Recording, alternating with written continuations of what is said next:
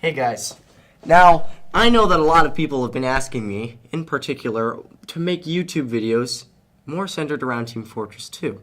I've had a lot of my friends at school tell me that I need to start making Team Fortress 2 videos again, and to that I have one thing to say. I would, but my computer is currently kind of flaking out. Around Christmas time, I'll probably get a better graphics card, get back to work. Hopefully we'll see more episodes around then. But until then, I need something to put on my YouTube channel to entertain you guys. And something that I recently got back into is Pokemon. So without further ado, I'll be taking you through my deck, my cards that I have just in my collection, some of the acrylic collectible items that I have. This is all from the newest set that I got, which is the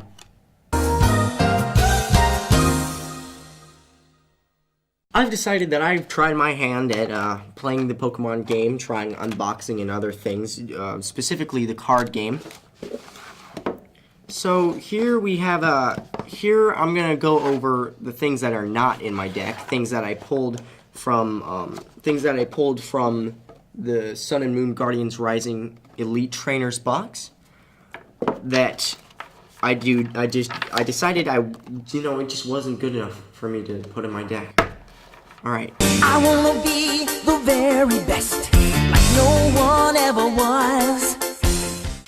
Alright, so I have everything kind of divided up here as per you would expect from someone who likes to keep things organized. I say as I immediately spray cards everywhere. Here we have normal types, some psychic types, some electric types, and another thing some more keen Pokemon fans will notice is that a lot of these cards don't seem to fit in the set with Sun and Moon Guardians Rising, and that's because, as you can see on this box, I got a starter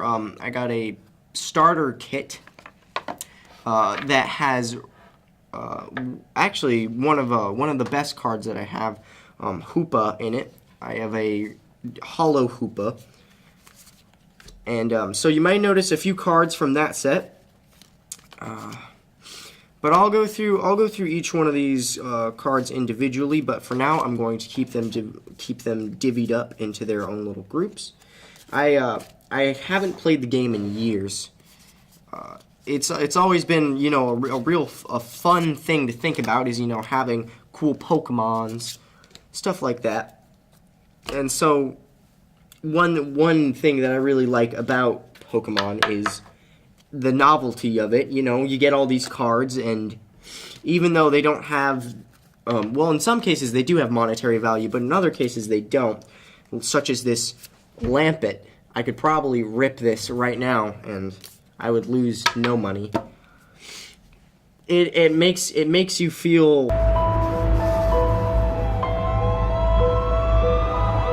good. So here we have Phantom.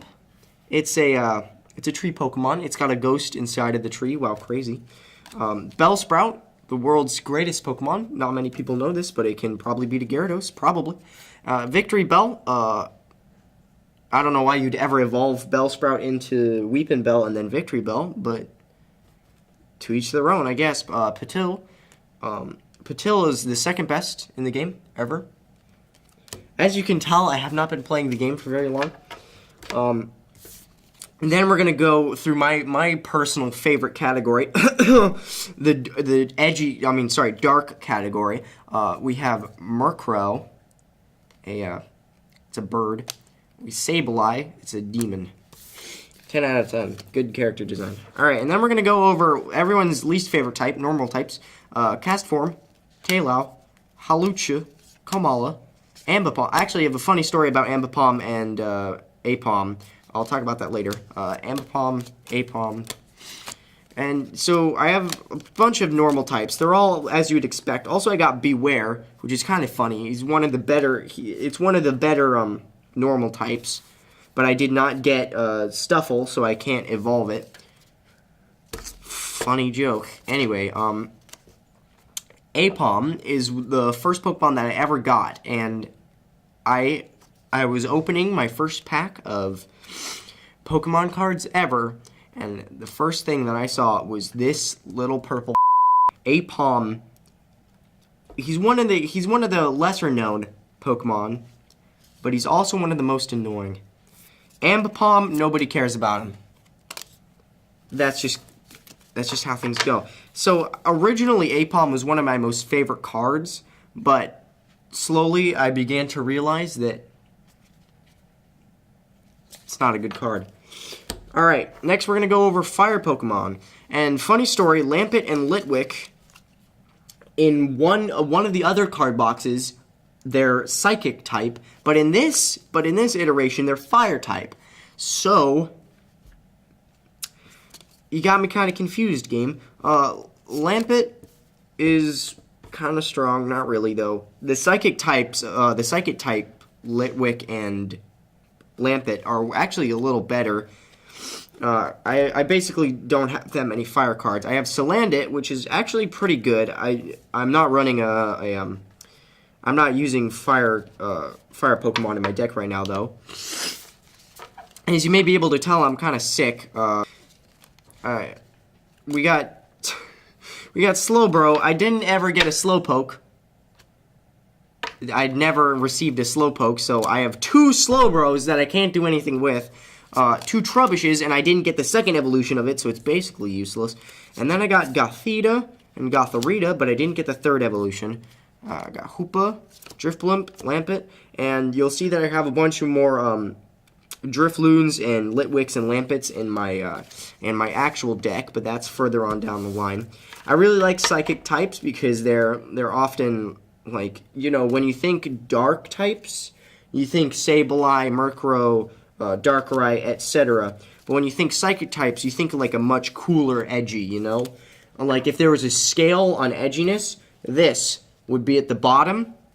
This would be right above the bottom.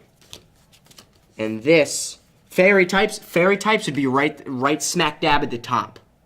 Actually, you know what? I take it back. At the bottom of the edgy ladder would probably be dragon types, because only edgy kids use dragon types. Think about it. Have you ever seen a normal player using a dragon type, and actually thinking to themselves, wow, I'm using this dragon type because it's... As you can tell, I have a bias against people who use dragon type Pokemon. Gavilantula, I butchered that name. Joltik, I originally liked, when I was looking at the character design, I actually really liked Joltik, and I liked Galvantula. But now that I actually have the card, I can see now that it's complete garbage. The stats on it, it literally does 10 damage, and it has 30 health. Most other, like, this other basic Pokemon has 70 health.